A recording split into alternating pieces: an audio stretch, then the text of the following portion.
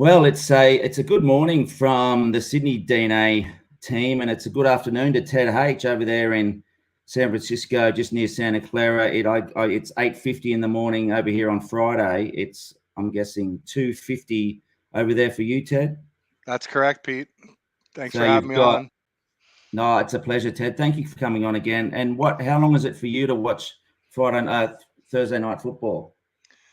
Let's see here. It's just about 3, so it'll be about a little before 6. It'll come on. I think it comes on around 5:30 here. It's hard to tell with Amazon, and I usually don't watch it live. I usually start a little bit into the game, and I feel like I have to fast forward through about 45 minutes worth of pregame stuff that starts at Yeah, 5 p.m. here. So yeah, yeah. somewhere about 2 hours out from now. Yeah. Okay. Well, as I said, thanks again for coming on, Ted. I really appreciate your time. It's good to get someone who is much closer to the Niners camp than we are all over the way, all over the way here in Australia. And there's some topics that a couple of things that I wanted to run past you today, and one of them is obviously that we'll go into first, and that's the CMC trade. But I guess the thrust of what I wanted to talk about today is, and I'm no film expert. I'm an Australian that loves NFL and knows a little bit about it, but some really fundamental decision making that I think Kyle is making some poor choices. Again, look, I'm not a fire Kyle now. Again, I put out a video that I've now taken down after we got beat by obviously by Mahomes and the Kansas City Chiefs, which I was very emotional at. But that is, we're going to look at some game film and just see where sometimes some better decisions could be made. So what I wanted to do first of all is, because we haven't seen each other, Ted, since the CMC trade. What's your thoughts on that? Yeah, I'm a big fan of the trade. It happened while I was away out of town with my wife for our anniversary, and I think it was on our anniversary, Thursday the 20th. And it was kind of preempted that Thursday night football, kind of stole the thunder from the game that night because it was such big news. I'll be honest. I was when I first heard the news.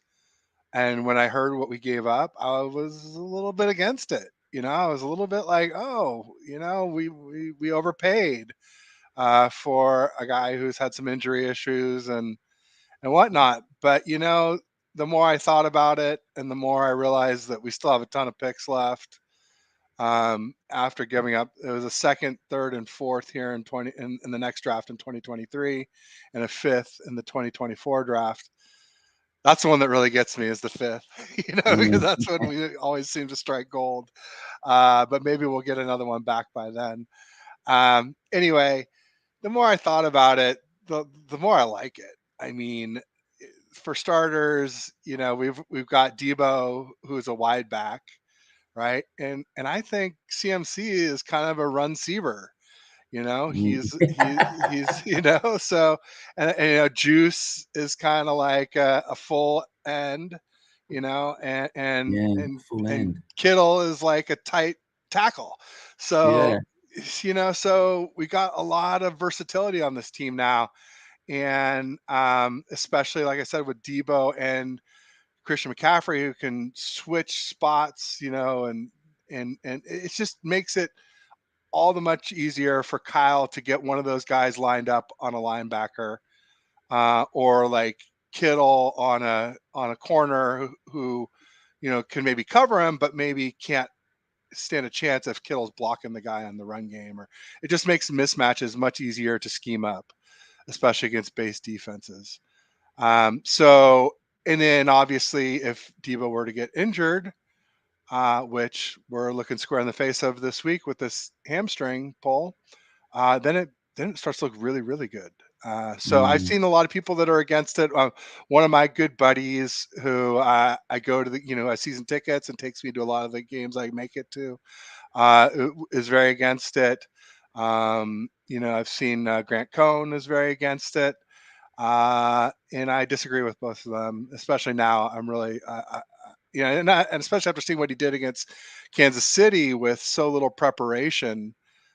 He just seemed explosive, And it just seems like, boy, as soon as we can really get him into some more complex plays and he can establish that timing and rapport with Jimmy, um, you know, Jimmy's obviously going to be a limiter on all of our weapons, but I think the more we have, the better off we are. Yeah, look, I again at first was really against the trade. I thought we don't need a running back. We need offensive tackles. We need some defensive tackles. We need um, some backup at cornerback. And then as I talked to my other guys on the Niners DNA channel, and one of the things was that, yeah, we do have other picks left for next season. But then I was listening, and I tweeted this out yesterday. I was listening to 95.7 The Game, well, just on YouTube, and Bonta, I think, was saying, and I hope that's the way you say his name, Bonte. was saying that Bonta, yeah, he was saying that most of the NFL is made up with first round draft picks and undrafted free agents. Mm-hmm. So Emmanuel Mosley, for instance, was an undrafted free agent. Shavarius Ward was an undrafted free agent. This is information I got from 95% of the game. So that quelled my anxiety in terms of not getting the reinforcements that I thought we needed. But yeah, you're right, especially with Debo looking like going down this year, and I think he's a little bit below his best too. It will be a trade that I think, especially with Trey Lance next year, hopefully, will be another weapon that Trey can rely upon to help him get out of tight spots. Yeah, you hit on a lot of things there. I mean, if you had asked me before the trade, what are our needs? I was saying cornerback. I was saying center. I was saying defensive tackle, and I was saying offensive tackle, all ahead of running back.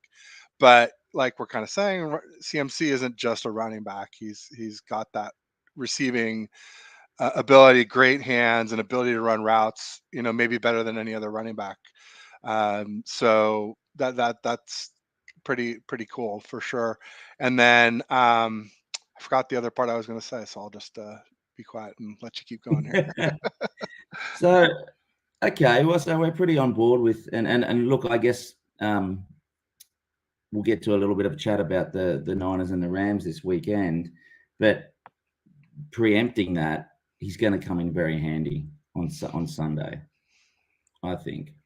But anyway, so this is what I wanted. I wanted to bring this in, and so I've got get the international game pass, and what I wanted to do is sort of look at, and again, not looking at this from a like a Ted Newen or a very descriptive film guy. And you told me earlier that you're the same, but just look at some of the differences in Kyle's opening script and his decision making on a couple of crucial calls. So we're going to look at his opening script, and then we're going to look at the safety after that. We're going to look at the opening script. We're going to look at what happens after the intercept that Mahomes threw, and then the safety. And we'll let this play and just talk over it in regards to, because what everyone says is that Kyle's opening script really, really works, right? And that part of his faults is that he cannot take it from there and go into a game time situation and call a game that is going to get us back into a winning position. What do you think about that? Yeah, I think he definitely struggles after the opening script. I think he goes to too much passing and not enough running. And I think he should script more plays, maybe, or something. I don't know what the answer is, but I think maybe his assistants might have helped him some in the past. And we've obviously gotten rid of a lot of coaches, and I think that's coming back to hurt us a little bit. Obviously, Mike McDaniel moving on to Miami, but also our wide receivers coach. I'm blanking on his name all of a sudden. Wes Welker. Wes Welker, thank you. Yeah. We have Brian Greasy as a quarterbacks coach who's never been a quarterbacks coach before. I mean, I liked that hire when I heard about it. It seemed like it made sense to me. But when you take it with all the other coaches that have left, you got a lot of guys in there that don't have much experience. And I think Kyle leaned on those guys in the past, and I think he's feeling their absence when it comes to later in the game and being innovative and keeping mixing things up and keeping us moving and scoring. So you said something very, which I think is very pertinent to this discussion, and that is he passes too much when he's trying to come back. And if we look at the first drive here, which goes for 4.5 minutes, it's run, pass, pass. Second pass was incomplete. Run, run, run, pass, pass, pass. A lot more. It's probably 60-40. There's a nice up the sort of outside zone by Wilson. That to me is almost the 60-40, sort of 65-35% in terms of run versus pass, I think is the perfect playbook for our team. But as you mentioned, he seems to always want to go back to the pass. And we're going back to a pass with Jimmy Garoppolo, who we know is not the guy to be put in those situations. If you've got a Mahomes that can sling the ball as much as he wants, and is very accurate, then fine. And so I just wonder, do you think how do you think Kyle's confidence level is at the moment? It's got to be shaken a little bit. I mean, especially if he's paying attention, like a lay person like myself is, to the fact that the only time Jimmy has done well passing this season that I've noticed has been against uh, secondaries that have been heavily injured. The Rams That's were right. missing their cornerbacks 2 and 3 when we played them, and then the Panthers were missing both starting safeties the entire game, and then J.C. Horn missed the second half. They also had a defensive end who was out and a linebacker who was out too. But I think the critical pieces were the two safeties and 2 quarters missed by J.C. Horn, which is when the Niners started to really do well in the second half. Yeah. I'm just going to get to the point where Mahomes throws. Oh no, we've got the ball back. Hang on. I just wanted to, because here's one of the things that I wanted to. There's the pick, right? Hufunga's having a fantastic season. I thought Yes. he was a little bit soft in coverage. So here we go here, right? So at the moment, he's got TDP in, right, to be his running back. We've just taken an intercept. If I, just from a layman's perspective, why wouldn't he go with, in this sort of situation, why wouldn't he go with a person like Jeff Wilson Jr.? I just don't get it. It Because could be a rest thing. It could be that we just had the drive before that was a lot of runs by Jeff Wilson. Then you're expecting the Chiefs to go on a long drive and give him time to rest, and instead it was only just a few plays before Hufanga had the interception, and so maybe Kyle didn't think it was enough time for Jeff Wilson Jr. to be fresh. right, well, see, it's good because my perspective was, um, you know, there's no why in the hell would you use a person like TDP or even Tevin Coleman when you've got someone like Jeff Wilson Jr. And you're right, it's probably a rest thing. So we'll just keep watching here. And I think, how lucky do you think he got with that? The with throw to that Ray play? Ray. Do you think that was? Do you think he was? Do you think he meant to do that? Yeah, no, he meant to do it. It's just he had guys in his face. I mean, when it first happened, and I saw him throw off to the right there, and Ray Ray made this fingertip grab, diving fingertip circus catch, and they said Really great good. catch. I'm like, oh well, when they say great catch, it means it wasn't a great throw, and I was starting to beat Jimmy up. And then then I saw, oh man, he had like at least one or maybe two big guys in his face that were like dragging him to the ground. I guess you'll see it right here. So he Yeah. was right there. So yeah, I mean, yeah, he's literally being dragged to the ground. There's a guy in front of him. Like, okay, that's a good throw. I mean, given the circumstances, right? So I love to beat Jimmy up. That's, if you watch me on the timeline, I'm constantly Yeah. going at it with the Jimmy stands. But that particular throw, I give him props for. I think it was ugly, but it had good reason to be ugly. Yeah. Okay. Well, I guess so. From there, look, the score's 10-0, right? Yeah. 10-0. No, it's Yeah. because they scored a touchdown on their first. No, it On was their 10-zip. Yeah, it was 10-zip, wasn't it? Yeah, for sure. Oh God, we Something got about some. us in 10-point leads, Pete. I know. Don't do it. 9, 12, 15, whatever. Don't do 10. So you've answered Miss my. that extra point maybe I know. next time. You've Or answered. go for 2, whatever. Well, that would be the 10. We always get 10 points, don't we? You've answered, which is a good insight, because I guess coming from a rugby league background, Yeah. we a lot of our players don't rest. They just keep playing and playing. And so I thought, so it must be very because the NFL players are trained for explosive plays. Mm-hmm. It's very short and fast twitch fiber type running. So that makes sense to me in terms of giving those guys a rest. But so just to go back to our third drive, and just to sort of go, and I won't show it, but and I've got some notes here, obviously. His third drive, he calls a run, pass. We get a penalty. So he's starting to get a little bit more sort of, because now I think it's 10-all when we get to our third drive. Run, pass, run. So more passing than running. On our fourth and fifth drive is the ones that lead to a punt that is fumbled, and then their receiver fumbled, their returner fumbled, and then obviously Jimmy throws his intercept. Right. But In the before third that, quarter, what's that? Jalen Moore jumped to get the false start on the field goal attempt, which was inexcusable. Like, they shifted the D line, and Jalen Moore flinched, and it backed us up out of field goal range. And that's inexcusable. To take 3 points off the board, inexcusable. I've never seen a team do that before. I've never seen a team false start on a field goal attempt before.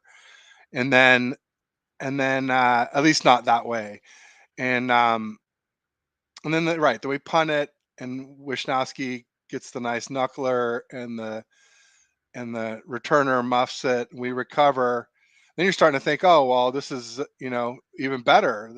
Maybe it's good that he did that. I mean, it's never good they did that, but maybe it turns out for the best that he did it. And then of course Jimmy, throws the interception, and when Jeff Wilson Jr. was open to the right, and people say, well, by the time Jeff Wilson Jr. was open, he was already under pressure. Fine, you could say that. So you throw it away, which Jimmy never does. So do what Jimmy always does: take a damn sack, But Yeah. don't throw it away. Don't hand it to the defense.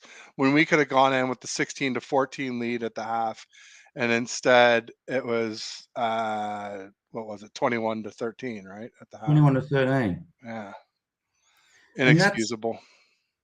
right. And that is part of the commentary that I heard was that how can this guy, he would know, because it's one read Jimmy, right? He would know that giving the read option that he's going to be open, right? That Jeff Wilson Jr. is going to be open, but he still decides just to flop this, this knuckle floppy thing to he said Kittle, which it landed 5 yards in front of Kittle. I can't believe he said that.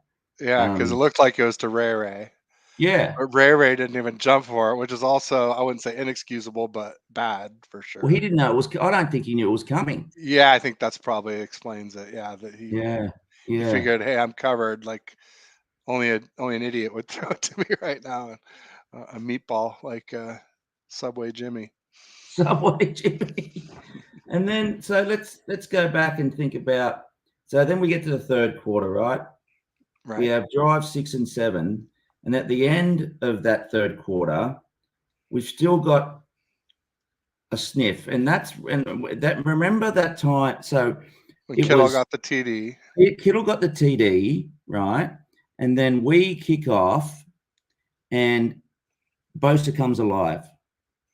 Right. He Gets his sacks first sack. Mahomes, right? He sacks Mahomes, and then he tackles for a loss, and then we've got him on 3rd and 20. Right. And then Mahomes just goes, boom. Flip There was a to bit of Jet McKinnon. no, it was to MVS. It was to Scandling. Oh, okay. That was 3rd Yeah, and that was that 11 one then, I right think. up the seam, and that broke our hearts. Yeah, 50-yard. Yeah. Yeah, and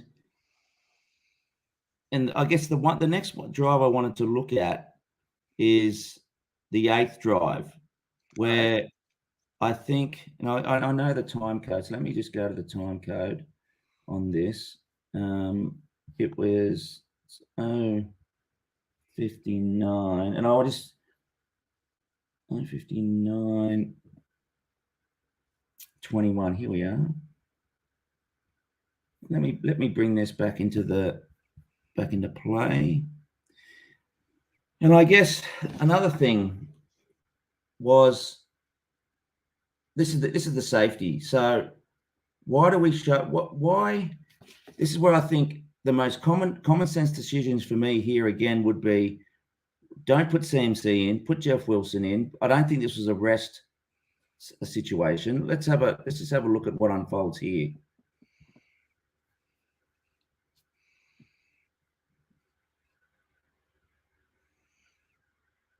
So he goes to his first read. Whereas, did you see Debo wide open?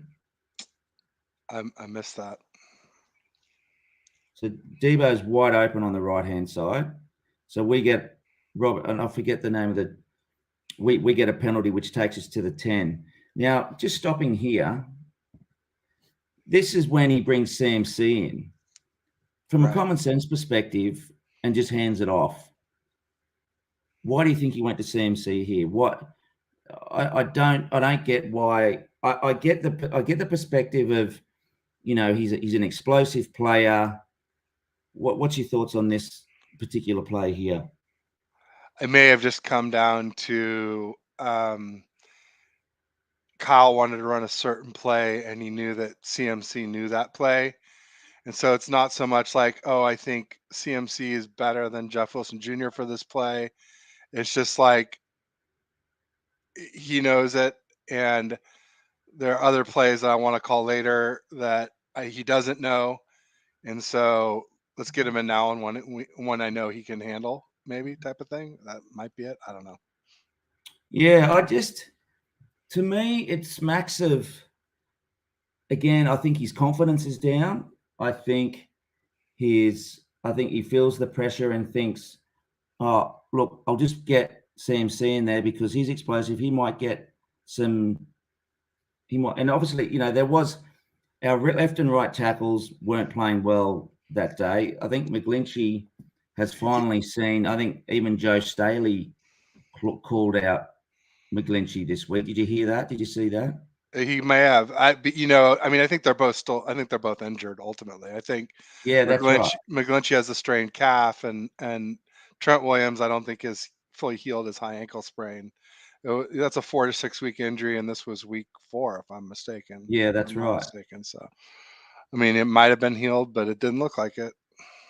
No, it didn't look like it at all. And so here's the next play coming on from his first read. He goes to Kittle, not on this one, but this is where he pumps and then decides to turn himself into a running back and runs right between the tackles. Oh yeah, that was awful. And Kittle was coming open right over the middle. Kittle was way Right open. there. Yeah. Yeah, it's kind of bang bang. I mean, you could see he was starting to kind of try and cock his arm to kind of try and throw, but it was just late. He didn't anticipate it, No. and he And certainly this is never where I got the guess, ball. He also stepped too far up. There's no need to. He's not going to run it. no. Why step all the way that far? The guys were just sitting there waiting, and he literally made it so that they could, avoid our blockers and tackle him. They could just go laterally and tackle him. This is where I think the combination of Kyle Shanahan being under pressure, not trusting his own ability in a situation like this. But then you combine it with Jimmy, who we know what his limitations are. It's a combination that is, I think, and that's the title of this video, is that I think it's crueling our chances of doing anything or getting the ball to our playmakers, but also sort of stuttering our season. Yeah, no, it definitely is. So let's just now I think we've got the safety, and he gets whiffed. Not hit. Well, number 71, Williams gets, and the other. So I just want to go back to that and just have a quick look at.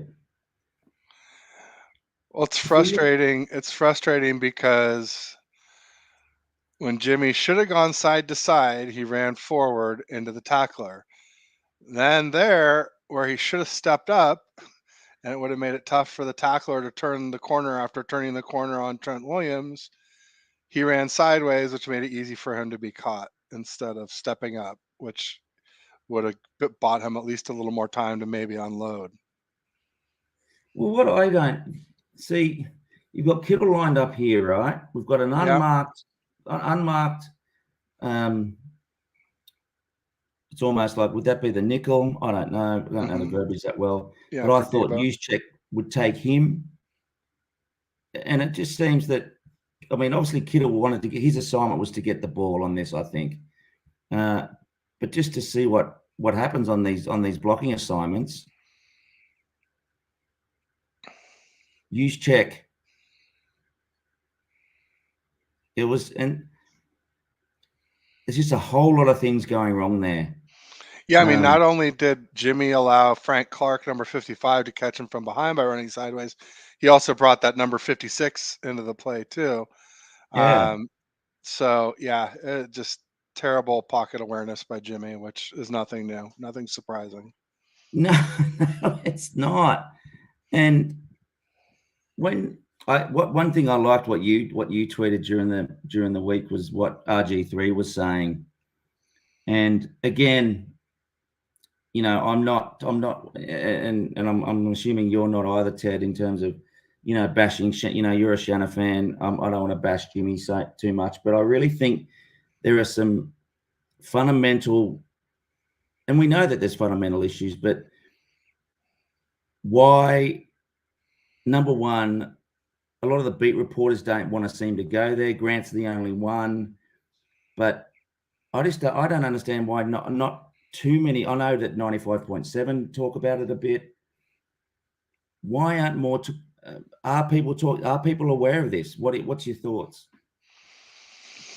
So you're talking about Kyle, why people don't bash him more often? No, just this combination of Kyle and Jimmy that is stopping. I mean, I think part of it is because most people know that Jimmy wasn't the plan, right?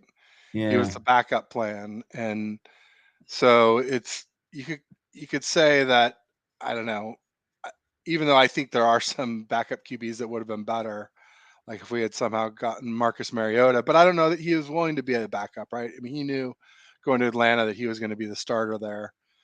But maybe even Andy Dalton might have been a better plan. But ultimately, you know, with Kyle, I think it's, you know, he's done a lot to help the organization. He, you know, in the last 3 seasons, you could say that we're the 4th best playoff team in the last 3 seasons, right? To make it to the Super Bowl and make it to the NFC Championship game. The only teams that are ahead of us as far as playoff success are the 3 Super Bowl winners, basically, right? Like Kansas City Chiefs, number 1, because they've also been back to the championship after that. The Bucks and the Rams. And basically everybody else, even the Bills, haven't been as successful as we have in the last 3 seasons in the playoffs. So that's part of it. Part of it is, you know, not liking any of the replacement options. You know, Sean Payton's out there, but I don't think he's better than Kyle.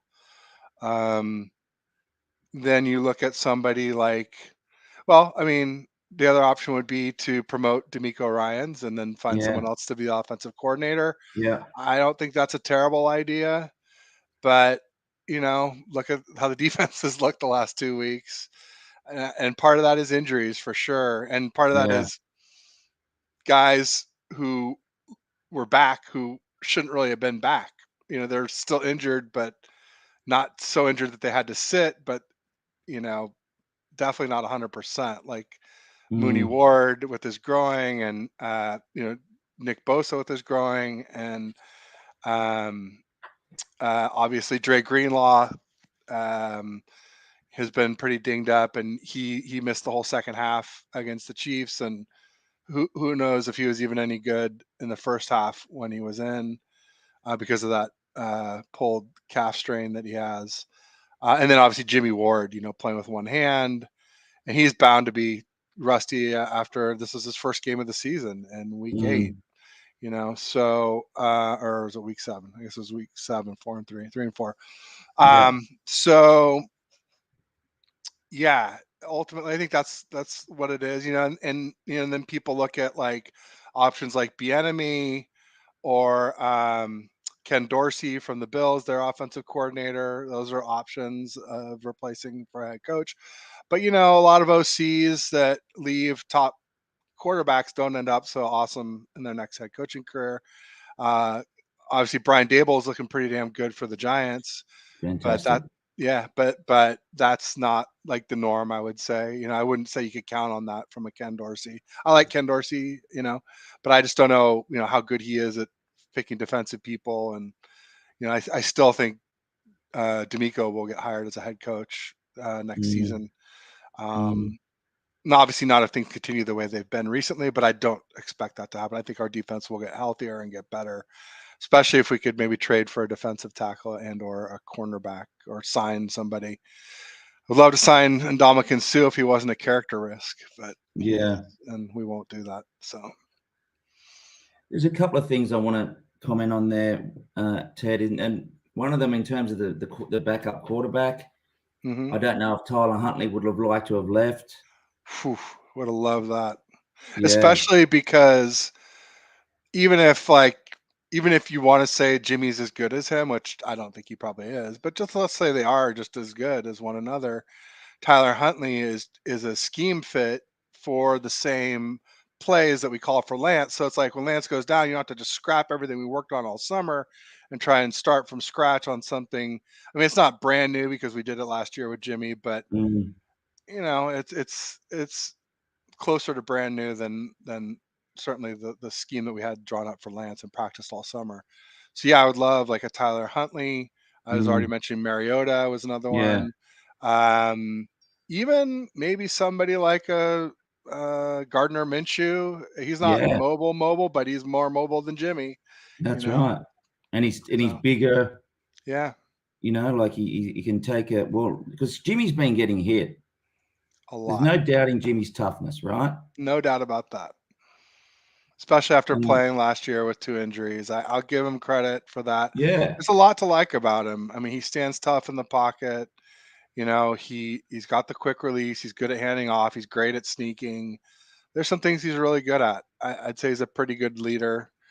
Um, but so much of the rest is dicey at best. and then on the D'Amico side of things, hmm I think that was the first time because we look at the offenses we've been playing.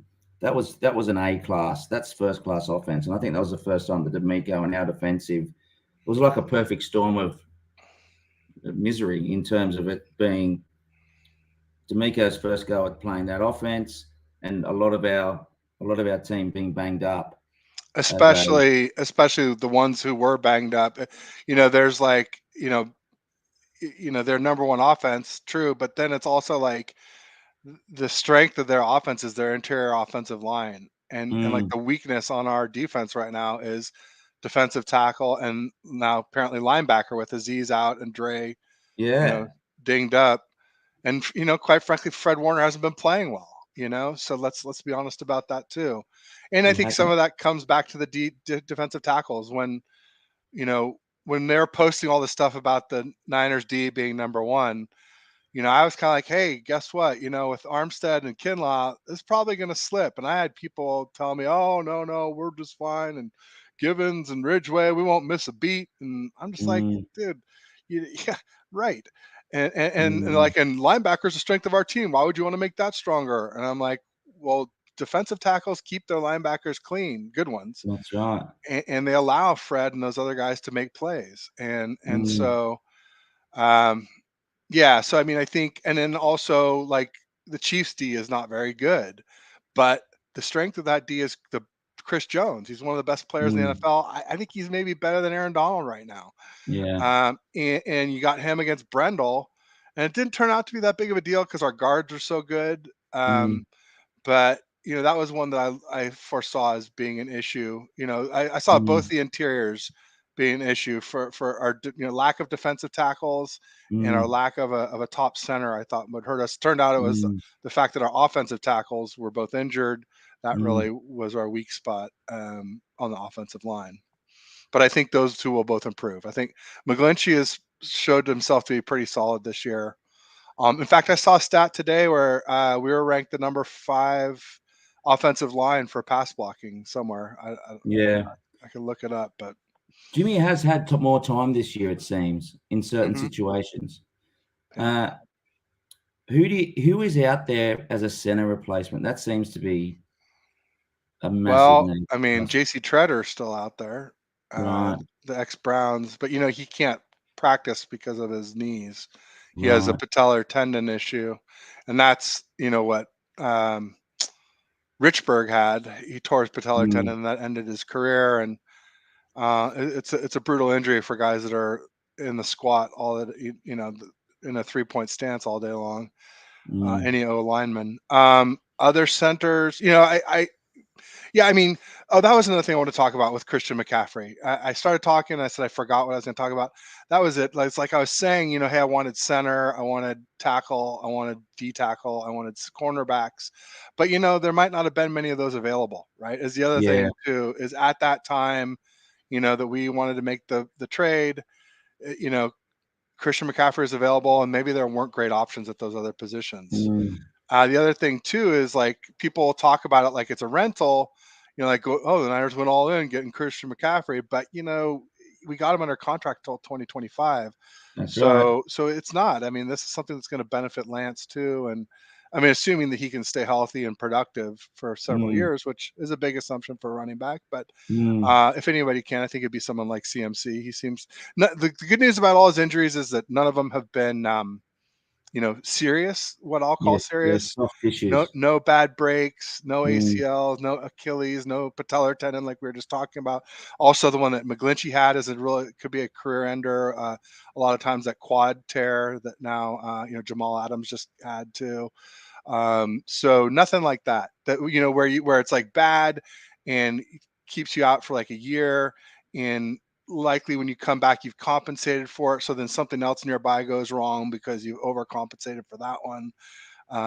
So yeah, uh, kind of got off topic there. So guide me back here, Pete. no, that was good to hear because that's the other thing that I guess we don't have the greatest information in terms of who was available. The other thing too, Yeah, Ted, because was there's always people available you don't know about. Like we heard about Isaiah Wynn, the tackle yeah, for the Patriots. It sounds again early before the season like he was available. It sounds again like he's kind of on the trading block along with Kendrick Bourne for them.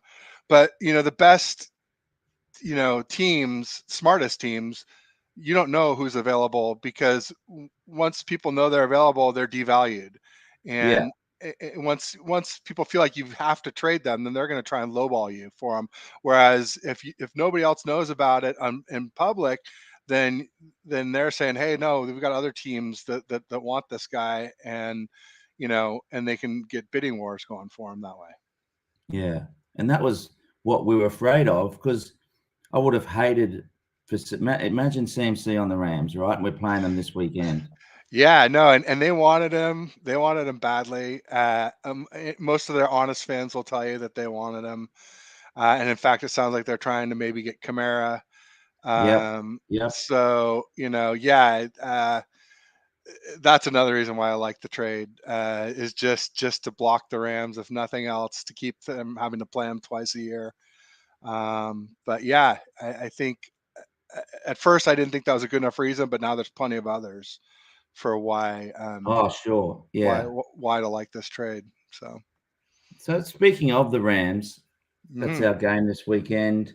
yeah, Do you think, what's your gut feel, Ted? Are we gonna is a game that we will win? not as of today. I mean, I just posted my article, my preview Oh, article I for have to read that. yeah, it's out there. It just probably an hour or two before the show started. So ultimately, I think it depends, right? It depends on, all right, is Debo going to play? Is Eric Yeah. Armstead going to play? I think Drake Greenlaw might be the biggest one. But certainly him and Eric Armstead in the middle are huge. Um, is Juwan Jennings going to play? Aziz Mm, Al-Shire has an Achilles soreness. And then how are all the other guys that are dinged up? But for me making my pick, I in my article, spoiler alert, I said that as of today I'm picking the Rams wow. because we lost. Since we last played them, we lost Emmanuel Mosley for the season. Yeah. Yep. All those guys I talked about that are maybe might not play. Obviously, Juice is out. Yeah, Juice. Yeah, and then they've got a bunch of guys back. They got their center Brian Allen back. Mm, They got Van Jefferson back, who is their speed threat. And on their depth chart, he's wide receiver 3, but uh, you can't tell me he's not better than Allen Robinson, uh, mm, based off of his 2021 and Allen Robinson's 21 and 2022. yep. Uh, but ultimately, like, whether he's better or not, he adds something to that offense that nobody else has, which is speed. And that's important for all their possession guys like Cup, like Higbee, and Allen Robinson will all benefit from having the speed of Van Jefferson back. They got both those corners back that we talked about, the corners 2 and 3, and when Debo caught that big catch against the Rams, it was against a rookie corner who he almost got a pick six. Let's be honest, That's right. it was a hair away from being a pick six, but Debo pulled it down and ran right through their whole defense. But that was partly because David Long and Troy Hill were not playing. Mm, So they're the thing for me that really worries me about the Rams, because their O line, even though they got Brian Allen back, it's still basically him and their right tackle Rob Havenstein, right? They got two premier guys, right? And the mm, rest, the other three, are just not good. Their right guard, their left guard, and now they've got a scrub playing left tackle because Noteboom tore his ACL yeah, or yeah, Achilles or something yeah. season ending. So like Stafford's going to make mistakes. He has the most turnovers of any quarterback in the league, save for one. So he's second most turnovers of any quarterback in the league, when you add up his interceptions and his fumbles lost. So he'll give us something there, I think. But I'm concerned about our offense without Mm, Juice, especially without Debo if he doesn't play. Jennings, he's kind of almost like addition by subtraction the way he's been playing lately. It's almost good better blocker. not to have him. But if he did play well, it'd be nice to have him. He blocks, yeah, good blocker, like you said, good blocker. Mm, Just stone hands, and that stupid roughing on that kick return against the Chiefs killed me. Where Ambry gave up outside contain, it ends up being a 50-yard return, or at least to the 50, and then here comes Jennings with the boneheaded roughing out oh of my bounds, and God. before they even take a snap, they're basically on our 35-yard line. Yeah. You can't do that against the Chiefs. So yeah, Jennings, I'm not going to call him pivotal, but it all adds up. And you know, if you're missing Debo, then you'd like to have Jennings, Mm, um, because otherwise you're just talking about Ayuk and Ray, and I don't even know who we've Danny got Gray. after. Yeah, Danny Gray, I guess, but boy, we haven't seen much of him, other than No. a couple go routes. I thought he could be a complete receiver, but Apparently, he does not run good routes because Yeah. the go route he ran against the Chiefs, he didn't run a good route and allowed Mm, the defender to get over there and defend the mm, play. So, mm. um, so yeah, so I'm not saying we can't beat the Rams, and I'm not saying that I won't pick them. I always wait to see exactly who's going to play about an hour before kickoff. That's Yeah. that's when I post my official predictions. So I'm not Yeah. saying I won't then, but I'm telling you I'm not now. And those are the reasons why. Oh, I didn't get to the most important one. So the Rams defense is number 2 against the run. And I think Yeah. they're Right. number 14 against the pass. Mm, And so that's 8th overall. But it's the number 2 against the run that scares the dickens out of me. And that's yeah. because any team that can stop the run tends to be able to stop Kyle's scheme. Everything comes off the run and the play action. And if you can't run, it just makes Jimmy so one dimensional. Our offense with Jimmy so one Mm, dimensional. And I'll say that 14th against the pass is probably going to be a lot better with David Long and Troy Hill back. So I'm thinking that's probably more like 10th, ninth, 8th. So then it mm, starts to be, how do you beat them, right? Because like I said, Jimmy only plays well so far this year anyway against defenses that are missing multiple, mm. um, you know, secondary players, whether they're Yeah. corners or safeties. So I don't think we'll score a lot. We didn't score a lot in the first game against them, only 17 by our offense and Mm, 7 by Hafanga on the pick six. yeah. Um, and I don't think they'll score a ton against us unless that Van Jefferson thing. The one good thing about their offense is Cam Akers is likely out. He's trying to get traded. Yeah. And then they only have Daryl Henderson, and he was sick this week and missed practice at least Wednesday. I don't know about today. So that's a little bit of good news. But like the whole like we own the Rams, like I'm like not this week. I'm not saying that. I mean, Mm, I might on the timeline, bantering with Rams fans, but yeah. if you look for the truth, I'm going to say it in these videos. I'm going to say it in my article, and that Yeah. is, yeah, I'm got some serious concerns. I think, especially in the on the cornerback scenario, I think Jalen Ramsey had one of his poorer games against us in the first game. He has Hmm. now picked up his production. He is now holding quarterbacks to 53% in completion percentages. So I think Jalen's, especially if Debo finds it hard to get separated anyway with a bunged up hamstring. Him and Jalen, I think Jalen's going to win that match. And when Debo's getting beat on that matchup, then I think a lot of that revolves with that. That's a fulcrum of one fulcrum of our offense. And yeah, I'm very. It's almost like it's coming around at the right time. That's the medicine we need at this time of the year. But I think I'm going to be very nervous waking up for us Oh, down for here in sure. Sydney, waking up on a Monday morning, just going, is this gonna send us into the bye at 3-5, just like last year? And one of the thing that got us through was Debo, right? That's not working anymore. No, So hopefully CMC is going to be that wrinkle. that's That our that's I would not gonna say it's our only hope tomorrow, but yeah, yeah, I mean we'd have to have big games from Jeff Wilson Jr., from yeah, CMC, from Kittle, from Ayuk, and maybe yeah, Ray too. I mean, yeah, those are all ones that I think are realistic. I just yeah. don't think you can count on Jennings with his hands and he just doesn't seem to be No, checked in. no. And Danny Gray is just he hasn't done much yet. So maybe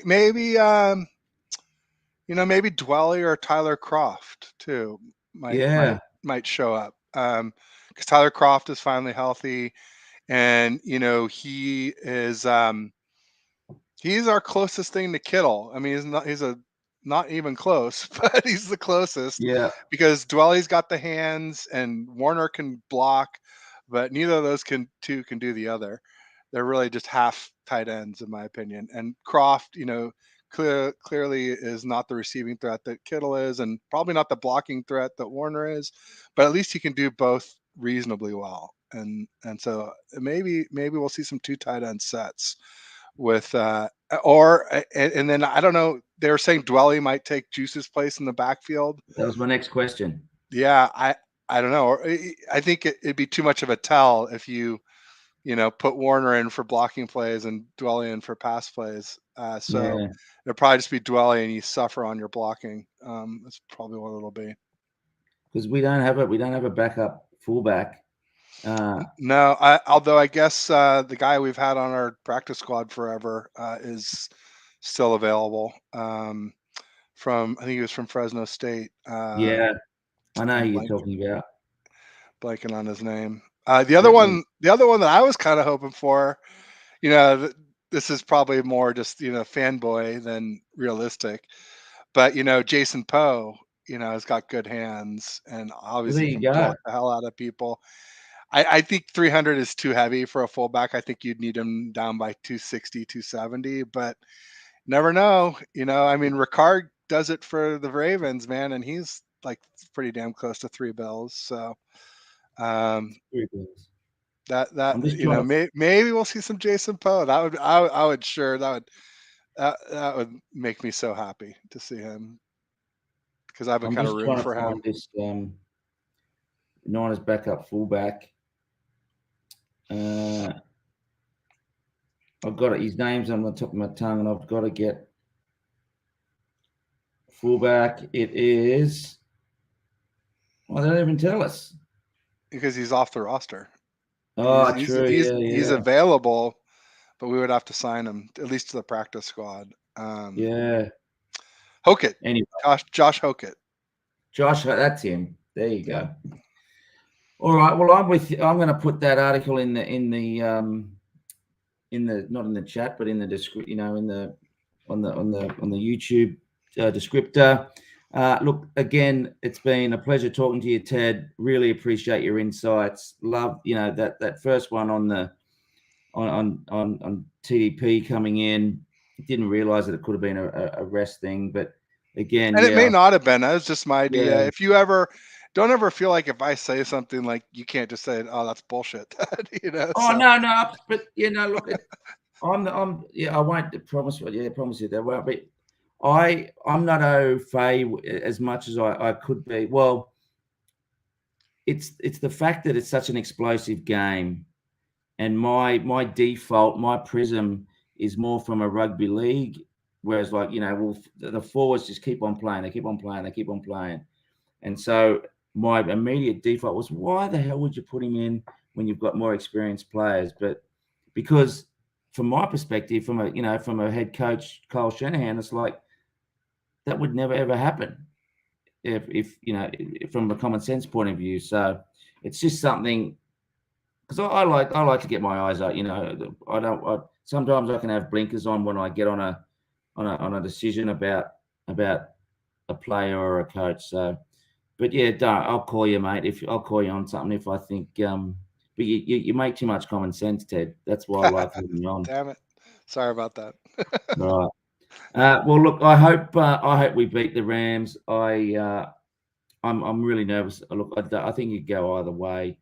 But Yeah. we'll put No, I your. think it'll be close either way. And if we get all our key guys back, the other thing though is like, are they really back or are they just like Chiefs back? Like where Yeah.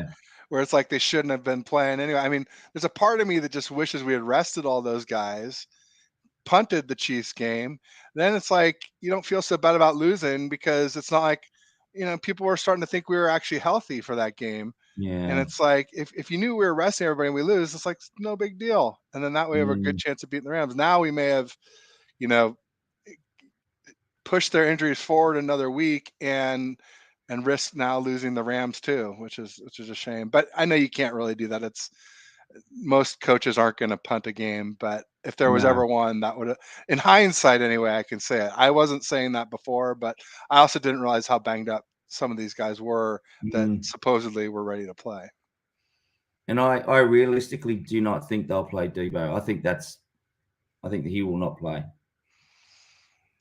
I could see why they wouldn't, especially since he's had Mm. hamstring issues before. He Yeah. had the hamstring back in 2020 with COVID, where he Yeah. broke his foot. He got out of shape. He Yeah. he pulled his hamstring, and then he came back and he pulled it again. It was in the Washington Commanders game, That's right. first Yeah, play of the game on the jet sweep, remember it.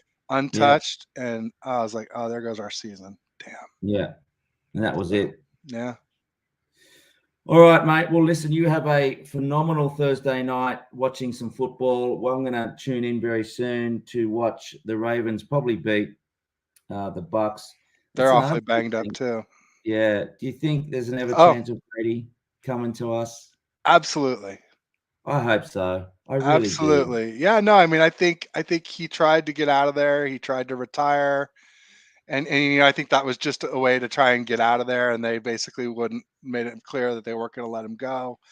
And they're not doing well. I think if they lose tonight, and we win Sunday, uh, I wouldn't be shocked to see a trade, especially if there's some way to get them either if they want Jimmy G or Grant Cohn suggested we trade Jimmy to the Patriots and they trade Mac Jones to the Bucks.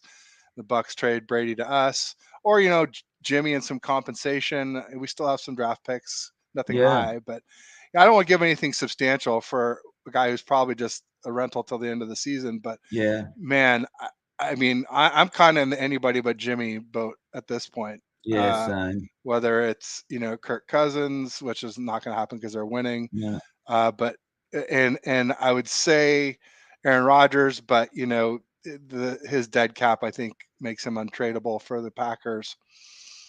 But yeah, Tom Brady, he grew up here in the Bay Area.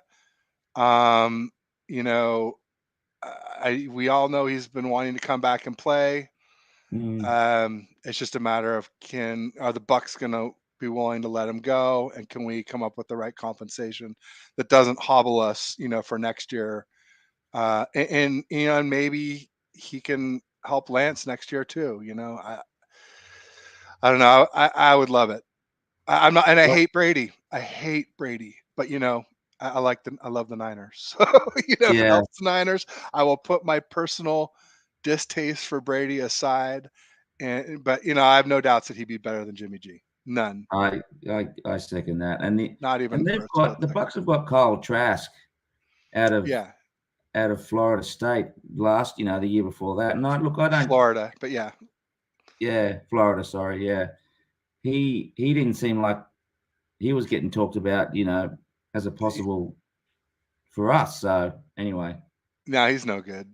yeah, I mean, yeah, okay, I never liked him coming out, and yeah, there's nothing he's done since he's been there to change my mind. So yeah. and doesn't seem like they're real high on him either. No, they haven't given him any game And so time. that so they got absolutely nothing for next season Mm, yeah, they're in a bit of trouble, the old there. Bucks.